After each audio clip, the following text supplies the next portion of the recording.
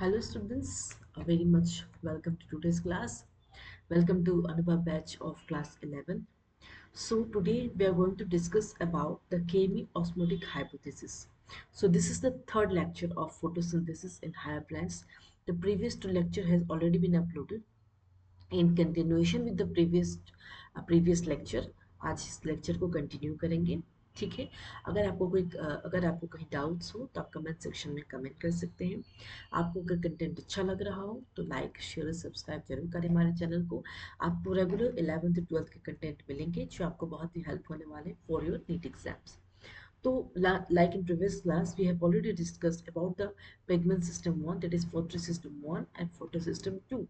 तो उसके बारे में कुछ डिफरेंसेस जान लेते हैं. फोटोसिस्टम 1 की जो रिएक्शन सेंटर है दैट इज P680 और फोटोसिस्टम 2 का रिएक्शन सेंटर क्या है P700. Photosystem 1 lies on the outer surface of thylakoids. Photosystem 1 कहा था आउटर सरफेस ऑफ थाइलाकोइड्स और फोटोसिस्टम 2 कहा था इनर साइड थाइलाकोइड्स के inside. Because as in previous class, you can see the diagram like I have shown you this one. See, photosystem 2 कहाँ है, photosystem 1 कहाँ है. डिफरेंसेस समझ में आ रहा है. यहीं से मैंने डिफरेंसेस निकाले हैं. राइट. ओके. तो नेक्स्ट पॉइंट अगर हम बात करें that is photosystem 1 lies found in both grana and stroma. That means photosystem 1 कहाँ कहाँ पाया जाता है, ग्रेना और स्ट्रोमा में. लेकिन फोटोसिस्टम 2 सिर्फ ग्रेना लेमेली में ही पाए जाते हैं. और फोटोसिस्टम 1 जो है जैसे कि अपने non cyclic flow of electrons, अगर मैं आप लोग को थोड़ा सा ये प्रीवियस क्लास को लेते हुए डिस्कस करूं तो non cyclic flow of electrons जैसे कि आप देख सकते हैं photosystem yes non cyclic photophosphorylation में आप देख सकते हैं दो फोटोसिस्टम काम कर रहे हैं, फोटोसिस्टम 1 एंड फोटोसिस्टम 2. क्लियर यहाँ तक दोनों फोटोसिस्टम. लेकिन अगर हम साइक्लिक की बात करें, जब हमने साइक्लिक डिस्कस किया था तो वहां पे कौन सा है, सिर्फ फोटोसिस्टम 1. ये एक बेसिक डिफरेंसेस हो गया between the photosystem 1 and photosystem 2. Okay. Not associated with splitting of water. ठीक है. दैट मीन्स यहाँ पे स्प्लिटिंग ऑफ वाटर देखने को नहीं मिल रही. क्यों? क्योंकि जब हमने cyclic non cyclic flow of electrons देखा था और साइक्लिक में, तो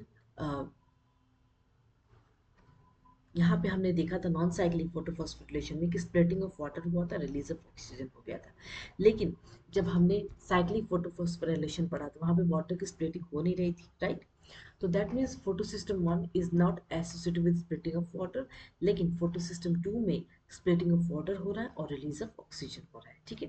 क्योंकि जब आप इस डायग्राम में फैमिलियर है नॉन साइक्लिक देख सकते हैं आप, ये देखिए non cyclic. Yes. So non cyclic photophosphorylation में आप देख सकते हैं फोटोसिस्टम 2 पे ही आपका जो है स्प्लिटिंग ऑफ वाटर हो रहा है. इसको इलेक्ट्रॉन्स कहाँ से मिल रहे हैं, यहाँ से मिल रहे हैं. लेकिन फोटोसिस्टम 1 को इलेक्ट्रॉन्स कहाँ से मिल रहे हैं, जब फोटोसिस्टम 2 पे लाइट गिरा, जब लाइट उसने रिसीव किया तब एक्साइटेशन के बाद इलेक्ट्रॉन रिलीज किए. जब इलेक्ट्रॉन रिलीज किए और वही इलेक्ट्रॉन जो है इलेक्ट्रॉन चेन के फॉर्म में वही इलेक्ट्रॉन कहाँ पहुंच रहा है, the photosystem 1. Okay.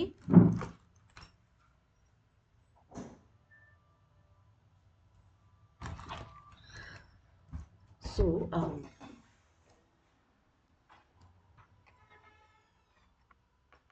so this was all about the basic differences between photosystem 1 and photosystem 2. Differences between non-cyclic and cyclic photophosphorylation. Non-cyclic में अगर देखा जाए तो इसमें फोटोसिस्टम 1 और 2 दोनों इन्वॉल्व हैं. लेकिन साइक्लिक में जब इलेक्ट्रॉन एक्साइट हो रहा है वापस सेम फोटोसिस्टम में आ रहा है, दैट मीन्स ओनली एक ही फोटोसिस्टम इन्वॉल्व होती है, that is photosystem 1. Electrons are not recycled. That means non cyclic photophosphorylation electrons जो है रिसाइकल्ड नहीं होते हैं. लेकिन साइक्लिक के फॉर्म में इलेक्ट्रॉन्स रिलीज पे फोटोसिस्टम 1 इज रिसाइकल पे फोटोसिस्टम 1. दैट मीन्स जो फोटोसिस्टम 1 ने जो एनर्जी रिसीव किया after the excitation of electrons, that electrons is revert back, वापस वो सेम फोटोसिस्टम 1 में आ रहा है. ठीक है. नॉन साइक्लिक फोटोफॉस्फोरिलेशन की बात करें तो एटीपी एंड एनएडीपीएच दोनों प्रोड्यूस हो रहे हैं. साइक्लिक की बात करें तो ओनली एटीपी इज प्रोड्यूस्ड.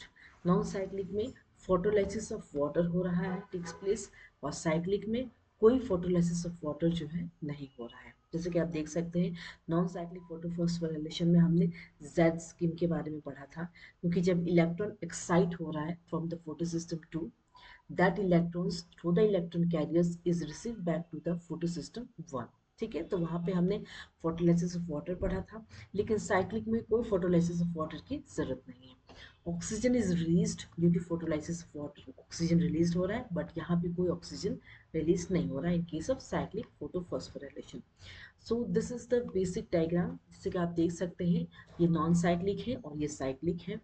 तो जब लाइट पड़ी लाइट हार्वेस्टिंग कॉम्प्लेक्स पे, after the excitation of the electrons, तो ये इलेक्ट्रॉन एक्सेप्टर है।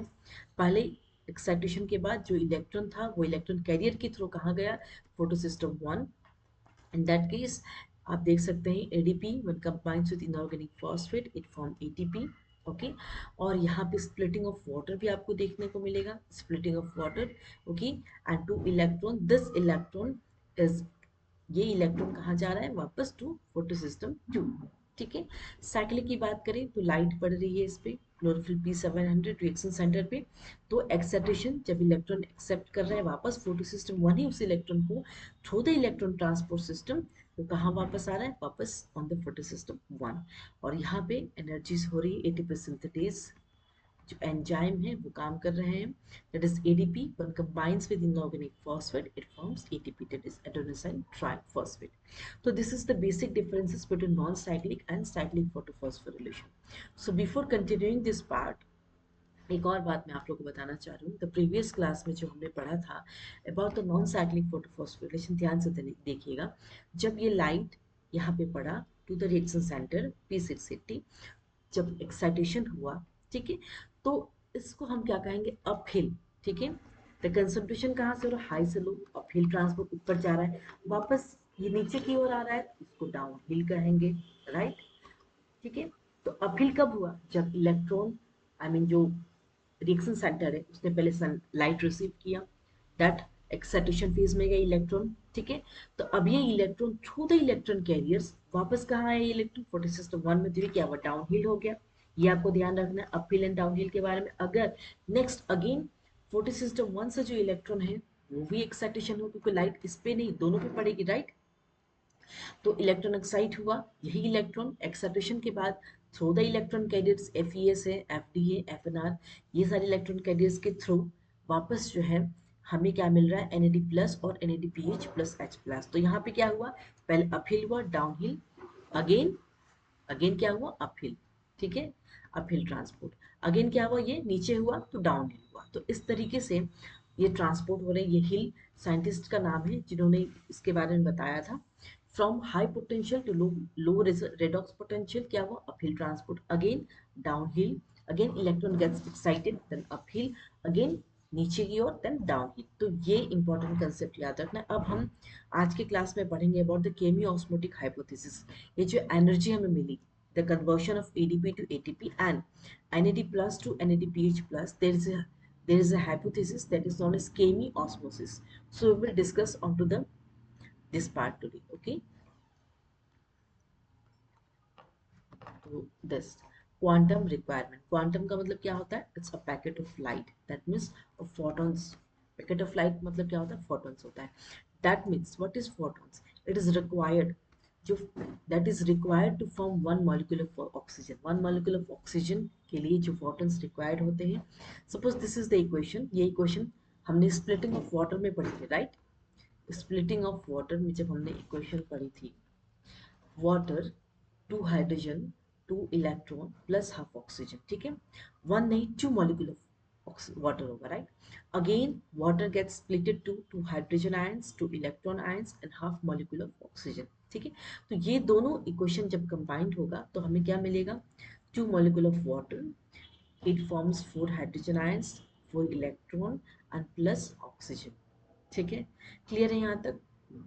तो दैट मीन्स ये जो 8 फोटॉन्स आया, क्वांटम रिक्वायरमेंट 8 फोटॉन्स कहाँ से आया उसको समझते हैं। तो सबसे पहले जो लाइट, जब हमने नॉन साइक्लिक फोटोफॉस्फोराइलेशन जब पढ़ा था नॉन साइक्लिक में, तो जब लाइट पड़ी in this reaction centre photosystem 2, suppose example 4 photons, 4 photons की जो लाइट है वो पड़ी कहाँ, इस रिएक्शन सेंटर में, फोटोसिस्टम 2 में। देन इट्स गेट एक्साइटेड, जब एक्साइटेशन हुई तो इलेक्ट्रॉन रिलीज हुआ कितना, 4 इलेक्ट्रॉन। वापस अगेन सिर्फ ये लाइट सिर्फ एक ही फोटो सिस्टम पे तो पड़ी नहीं, दूसरे पे भी पड़ी। अगर पहले वाले पे 4 फोटोन्स ऑफ लाइट अगर पड़ रही है तो दूसरे वाले पे कितने होंगे, 4 होंगे, राइट। अब ये 4 इलेक्ट्रॉन्स जो एक्साइटेशन हुआ थ्रू द फोटो सिस्टम 2, अब इलेक्ट्रॉन ट्रांसपोर्ट सिस्टम जो हमने ऑलरेडी बताया है, ये कैरियर के थ्रू ये चारों इलेक्ट्रॉन्स कहाँ पहुंचेंगे, फोटो सिस्टम 1 में पहुंचेंगे। अब जब ही इलेक्ट्रॉन एक्साइटेशन होगा 4 इलेक्ट्रॉन्स, उसके बाद इलेक्ट्रॉन कैरियर्स के थ्रू हमें क्या मिला था, NADP plus, NADPH plus H plus, right. ये हमारा ऑलरेडी प्रीवियस क्लास में डिस्कस है। तो ओवरऑल जो 8 फोटॉन्स कहाँ से आया, ये पहला फोटो सिस्टम से हमें क्या मिला, 4 फोटॉन्स मिला, और दूसरा फोटो सिस्टम से हमें क्या मिला, 4 फोटॉन्स मिला। तो कितना हुआ, टोटल इज 8 फोटॉन्स। ठीक है, क्लियर है यहाँ तक? ओके, नेक्स्ट बात करते हैं अबाउट द केमी ऑस्मोसिस, आज का important I mean discussion. Chemiosmosis का मतलब होता है chemiosmotic theory, that is given by Peter Mitchell. ठीक है, explain the mechanism behind ATP formation in chloroplast. That means इस साइंटिस्ट ने क्या किया था, इन्होंने मैकेनिज्म बताया था कि जो ATP फॉर्मेशन हो रही है क्लोरोप्लास्ट में, फोटोफॉस्फोराइलेशन, जैसे कि मैंने कहा आपको, ATP से plus inorganic phosphate and gets converted into ATP। अब ये ATP कहाँ से आया, ये इस थ्योरी के अनुसार उन्होंने बताया, दैट इज इनका मैकेनिज्म क्या था, जो एटीपी की फॉर्मेशन होगी वो linked with the development of proton motive force. तो प्रोटॉन मोटिव फोर्स कैसे होते हैं, प्रोटॉन ग्रेडियंट, पीएच ग्रेडियंट और इलेक्ट्रोकेमिकल ग्रेडियंट, ये तीनों ग्रेडियंट्स मिला के it gives the proton motive force. ठीक है, तो ये देखिए, तो ये एक मैंने एक थाइलाकॉइड्स बनाया, this is a thylakoid. Basically हम डिस्कस क्या कर रहे हैं, क्लोरोप्लास्ट में, क्लोरोप्लास्ट में एटीपी की फॉर्मेशन कैसे हुई वो हमें केमी ऑस्मोसिस वाले थ्योरी में पता चलता है। ठीक है, तो सबसे पहले अगर हम देखें, this is the thylakoid membrane, okay, this is the inner surface, this is the outer surface, यहाँ तक क्लियर है। और ये F note F one already मैंने डिस्कस किया था, हाइड्रोफिलिक हाइड्रोफोबिक के बारे में, हेड है, ये टेल है ना, ये इसको वाटर लविंग है, ये वाटर हीटिंग है, तो इनसाइड है, this is the tail part, this is the head part, clear है यहाँ तक। This is the lumen of the thylakoid membrane. Okay, जब भी हम एक थाइलाकॉइड्स बनाते हैं तो उसमें आप स्टेक्स ऑफ ग्रेना मिलता है, तो थाइलाकॉइड के बाहर वाला हिस्सा ये क्या होगा, ये स्ट्रोमा वाला पार्ट होगा। ठीक है, तो सबसे पहले अगर हम डिस्कस करें कि लाइट, जब लाइट पड़ रही है कहाँ पे, फोटो सिस्टम 2 में, हम पहले नॉन साइक्लिक फोटोफॉस्फोराइलेशन को डिस्कस करेंगे। ओके, तो फोटो सिस्टम 2 पे लाइट पड़ी and then electrons get excited.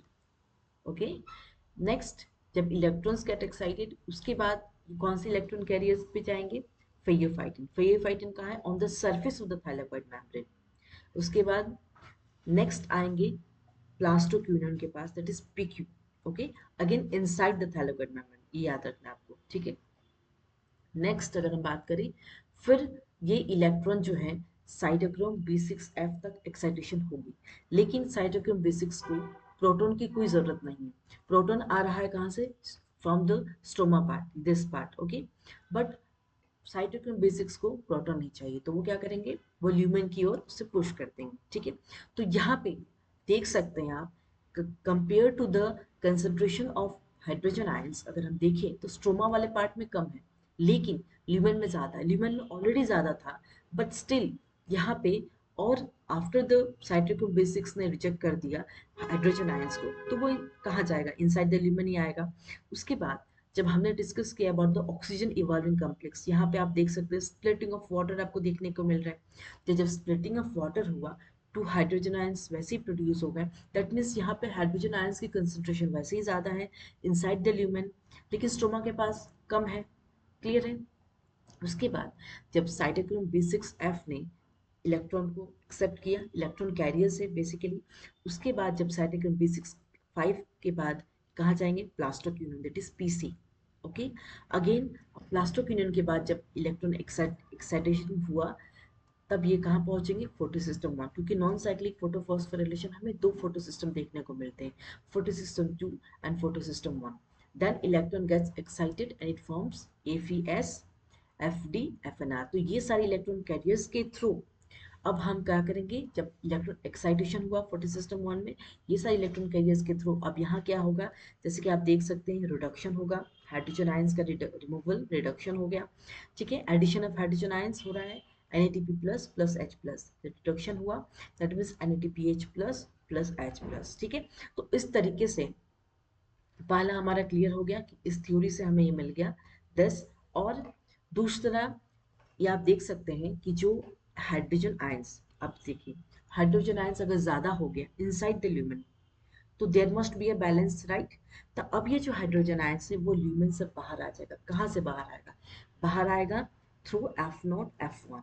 ठीक है, अब यहाँ से जो हाइड्रोजन आयंस बाहर आया, that will leads to the formation of ADP to ATP, right? ADP when combines with inorganic phosphate it forms ATP। और यहाँ पे कौन से एंजाइम काम करेंगे, ATP synthetase। Okay, this enzyme evolve करेगा and then it gets converted into ATP। यहाँ तक क्लियर है। उसके बाद अगर हम देखें, अगर हाइड्रोजन आयन की कंसंट्रेशन हमारे ल्यूमेन में ज़्यादा है, ठीक है, स्ट्रोमा में क्या है, हाइड्रोजन आयन की कंसंट्रेशन कम है, तो डेट इज, अगर आपको पता है, केमिस्ट्री में ऑलरेडी पढ़ा है आप लोगों ने कि अगर हाइड्रोजन आयन की कंसंट्रेशन ज़्यादा है तो पीएच क्या होगा, उसका कम होगा। ठीक है, और अगर स्ट्रोमा में हाइड्रोजन आयन की कंसंट्रेशन कम है तो पीएच क्या होगा, ज़्यादा होगा। पीएच कहाँ, स्ट्रोमा में ज़्यादा है। ठीक है, तो यहाँ पे पीएच कम है, तो that means release electrochemical gradient हो गया यहाँ पे, और यहाँ पे आपका प्रोडक्शन ऑफ ETP हो गया।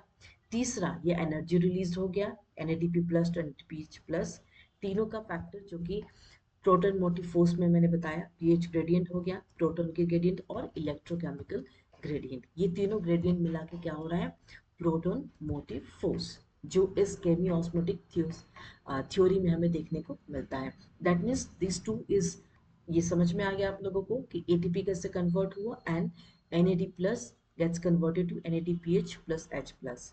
ठीक है, यहाँ तक क्लियर है। Next moving on to the, ये डायग्राम NCERT बुक का है। ठीक है, जैसा कि मैंने बताया आपको, P680 टू फोटो सिस्टम 2 काम करेंगे, 2 पहले लाइट मिला इसे, इस रिएक्शन सेंटर को, देन यहाँ पे आपको स्प्लिटिंग ऑफ वाटर देखने को मिलेगी, देन प्लास्टोक्विनोन, उसके बाद बाकी इलेक्ट्रॉन कैरियर्स जो यहाँ पे NCERT बुक में नहीं दिखाया हुआ है। जब साइटोक्रोम B6F को प्रोटॉन की जरूरत नहीं है तो वो पुश करेगा कहाँ, ल्यूमेन की ओर, तो ल्यूमेन में कंसेंट्रेशन ऑफ H प्लस ज्यादा हो जाएगा, and again through the electron carriers, electron excitation के बाद ये फोटो सिस्टम 1 में पहुंचेंगे, और फिर यहाँ पे आपको देखने को मिल रहा है NADP plus plus H plus, that is NADPH। ठीक है, तो ये सारे जो है, जब फेयोफाइटिन है फोटो सिस्टम 2 का, जब प्लास्टोक्विनन और इलेक्ट्रॉन जो एक्सेप्ट करेंगे, PQH2 फॉर्म होगा। अब इसे प्रोटॉन की जरूरत नहीं है तो वापस ये PQ को भेज देगा। ठीक है, प्रोटॉन उसे भी, जब साइटोक्रोम B6 5 को प्रोटॉन की जरूरत नहीं है तो वो कहाँ करेंगे, लिग्मेंट में धक्का दे देंगे, तो वो कहाँ चले जाएंगे, लिग्मेंट में। इसी तरीके से कंसंट्रेशन ऑफ H प्लस जो है ज्यादा रहेगा लिग्मेंट में, लेकिन स्ट्रोमा में क्या होगा, कम होगा। ठीक है, डिक्रीज। तो ये ATP synthesis through chemiosmosis, already ये पिछला डायग्राम जैसा ही मैं डिस्कशन किया हुआ है इन द NCERT बुक। ठीक है, चलिए आगे बढ़ते हैं। 3 reasons for the development of proton gradient। पहला क्या है, as electrons move through the photosynthesis, the they are transported across the membrane, that means splitting of water हो रहा है कहाँ, ल्यूमेन में, और हाइड्रोजन कहाँ जा रहा है, स्ट्रोमा से ल्यूमेन में जा रहा है। ठीक है, स्ट्रोमा से ल्यूमेन में जा रहा है। Next, this happens because the primary acceptor क्या है, फेयोफाइटिन। ठीक है, which is located towards the outer side, pheophytin कहाँ है, आउटसाइड द मेम्ब्रेन है। That means it transfers the electron and to an electron carrier. अब ये इलेक्ट्रॉन कैरियर को ट्रांसपोर्ट करेगा, इसको जरूरत नहीं है प्लास्टोसाइनिन को, तब ये प्रोटॉन कहाँ ट्रांसपोर्ट हो जाएगा, इनसाइड द ल्यूमेन। ठीक है, तो this is the first reason. और दूसरा reason is because of the plastocyanin it's not accepting the protons, that means ये प्रोटॉन्स कहाँ जा रहे हैं, ल्यूमेन की ओर जा रहे हैं। दो रीजन हो गया। द थर्ड रीजन इज, जो NADP रिडक्टेज एंजाइम है that is located on the stroma side of the stroma, on the stroma side of the membrane, along with the electrons that come from the electrons photosystem 1, protons are necessary for the production of NADP। that means जब हमें protons की जरूरत कब पड़ेगी, जब photosystem 2 से photosystem 1 में पहुंचे, that is NADPH2। This protons are also remove from the stroma, that means जो प्रोटॉन्स स्ट्रोमा में प्रेजेंट है वो भी रिमूव कर दिए जाएंगे। ठीक है, क्लियर है यहाँ तक। नेक्स्ट हम बात करते हैं importance of proton gradient. Proton gradient का इंपॉर्टेंस क्या है? Development of this gradient is linked with ATP formation, that means जो ग्रेडियंट फॉर्म हुआ, because of that gradient ATP का फॉर्मेशन हो रहा है। और ये डेवलपमेंट कैसे हो रहा है? Breakdown of this gradient will lead to the formation of ATP. अब जो ब्रेकडाउन, जो ग्रेडियंट फॉर्म हुआ और ग्रेडियंट का pressure, I mean proton gradient इतना ज़्यादा हाई है तो उसका ब्रेकडाउन होना ज़रूरी है। जब ब्रेकडाउन होगा उसके बाद ही एटीपी का फॉर्मेशन होगा। That breakdown occur with the movement of hydrogen ion from lumen to stem stroma. That means जब ये हाइड्रोजन आयन, जैसा कि मैंने कहा, जब ल्यूमेन में ज़्यादा हो गया हाइड्रोजन आयन तो उसे कहाँ से, F naught F one complex से बाहर आना होगा। That means that hydrogen ions जब इफ्लक्स होगा from the lumen to the stroma, that will leads to the formation of ATP। ठीक है, that is the very much importance of proton gradient। Question यहाँ से आता है नीट में, तो ये देख लेना आप लोग। नेक्स्ट बात करते हैं एटीपी मशीनरी। एटीपी मशीनरी के लिए C F naught F one, that means F naught F one complex से ही हमारा इफ्लक्स ऑफ हाइड्रोजन आयंस हुआ from the lumen to the stroma, उसके बारे में पढ़ेंगे। F naught is the base है, एफ वन क्या है, हेड पीस है। ठीक है, F naught is embedded inside the thylakoid membrane, जैसा कि आप देख सकते हैं एफ नॉट दिख रहा है आपको, थाइलाकोइड मेम्ब्रेन के इनसाइड है, लेकिन एफ वन कहाँ है, it's outside the thylakoid membrane. ठीक है, this diagram always clears you the differences between F not and F one. ये डायग्राम से क्लियर हो रहा है, उसी को मैंने लिखा है। ठीक है, protrudes on the outer surface of the thylakoid membrane on the side that faces stroke, that means ये थाइलाकोइड मेम्ब्रेन के बाहर वाले हिस्से में है और जो साइड स्ट्रोमा फेस कर रहा है उसी साइड पे जो है हमारा F1 मिलेगा। ठीक है, forms trans membrane channel for facilitated diffusion of H plus from lumen to stroma. ये क्या फॉर्म कर रहे हैं? Trans membrane channel, facilitated diffusion of hydrogen ions. कहाँ से कहाँ तक हो रहा है हाइड्रोजन आयंस डिफ्यूजन हो रहा है? जैसे कि आप देख सक रहे हैं कि ल्यूमेन से स्ट्रोमा जब हाइड्रोजन आयंस बाहर आ रहा है, this process is known as diffusion. Okay, इसको हम कहेंगे facilitated diffusion because it is against the concentration gradient, so this इसको हम कहेंगे facilitated diffusion. Okay, next, breakdown of gradient causes conformation changes in CF1, that means जब breakdown of gradient हुआ इसके कारण changes I in CF1 and that will lead to the formation of ATP। ठीक है, clear है। Next, what is the requirements of chemiosmosis? सबसे पहले थाइलाकोइडल membrane की जरूरत पड़ेगी, नेक्स्ट प्रोटॉन पंप की जरूरत पड़ेगी, proton gradient and ATP synthesis, ये बहुत ही इंपॉर्टेंट एंजाइम है for the conversion of ATP to ATP. Okay, pheophytin क्या है? It's a primary acceptor, that means primary acceptor of electrons, electron carrier है, ये इलेक्ट्रॉन को कैरी करता हुआ दूसरे फोटोसिस्टम वन तक पहुंचाएंगे। नेक्स्ट, ये वाटर सॉल्युबल है और ये कहाँ प्रेजेंट है? Outer side of thylakoid membrane. PQ क्या है? Hydrogen carrier, that is inner membrane है, ये लिपिड सॉल्युबल है। प्लास्टोसाइनिन क्या है? ये इनर साइड है। प्लास्टोसाइनिन कहाँ है? ये थाइलाकोइड मेम्ब्रेन के इनसाइड में प्रेजेंट है, ये भी इलेक्ट्रॉन कैरियर है। और साइटोक्रोम क्या है? ये एफी है और ये भी इनर मेम्ब्रेन में प्रेजेंट है। तो ये बेसिक डिफरेंसेस है और रिक्वायरमेंट्स है केमियोस्मोसिस को करने के लिए। ये सारे जो है इलेक्ट्रॉन कैरियर्स की जरूरत है। ठीक है, और ये सारे proton pump, thylakoid membrane, proton gradient और एटीपी सिंथेसिस की जरूरत है। Next, we'll discuss some questions today। Mark out the incorrect statement। Photosystem top 2 is found in both grana and lamella। No, its question is photosystem 1। ठीक है, तो ये गलत है और आपको पूछा है mark the incorrect statement। We'll read the next statement too। Photosystem 2 is involved in photolysis of water। ये correct statement है। Photosystem 1 participates in both cyclic as well as non-cyclic। ये सही है।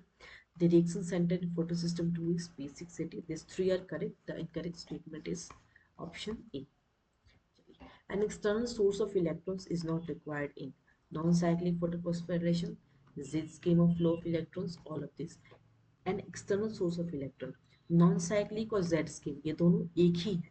ठीक है, और साइक्लिक में आपको कोई एक्सटर्नल सोर्स ऑफ इलेक्ट्रॉन्स नहीं चाहिए क्योंकि जब इलेक्ट्रॉन एक्साइटेशन हुआ वो वापस रिटर्न बैक हो रहा है to the same photo system, इसी वजह से option is cyclic photophosphorylation. Primary electron acceptor in cyclic photophosphorylation is Phaeophytin, FES, PC, and cytochrome B6 F complex. Primary electron acceptor कौन है? In cyclic, that is FES। जैसे कि आप देख सकते हैं, जब हमने साइक्लिक फोटोफॉस्फोराइलेशन डिस्कस किया था, सिर्फ एक ही फोटो सिस्टम वन ही था वहाँ पे। तो वहाँ पे इलेक्ट्रॉन कैरियर सबसे पहला FES था, देन FD था, देन FRN था। इस तरीके से जो इलेक्ट्रॉन एक्सेप्ट हो रहे हैं थ्रू दिस कैरियर, ठीक है। तो option is option B, whole scheme of transfer of electrons starting from the photosystem to uphill to the acceptor. अभी मैंने पढ़ाया आपको अपहिल का कंसेप्ट कि जब ट्रांसफर ऑफ इलेक्ट्रॉन्स हो रहा है पहले फोटोसिस्टम टू टू अपहिल हो रहा है, अगेन डाउनहिल हो रहा है electron transport to photosystem one, वापस एक्साइटेशन ऑफ इलेक्ट्रॉन्स हो रहा है and it is transfer to another acceptor and finally downhill to NADP plus, causing it to reduce to NADPH plus H plus. तो ये कहाँ देखने को मिलता है हमें? Z scheme. जेड स्किन का मतलब होता है नॉन साइक्लिक। अगर नॉन साइक्लिक फोटोफॉस्फोराइलेशन आता तो that would be the option. उसके जगह पे अगर जेड स्किन भी है तो इसका आंसर क्या होगा? जेड स्किन होगा। ठीक है, तो इन दोनों में से कोई ऑप्शन आया तो आइदर ऑफ दोस। ठीक है, तो आज का क्लास यहीं तक था। कोई भी डाउट्स हो आप लोगों को तो कमेंट सेक्शन में कमेंट कर सकते हैं। ठीक है, तो मिलते हैं नेक्स्ट क्लास में। Thank you all.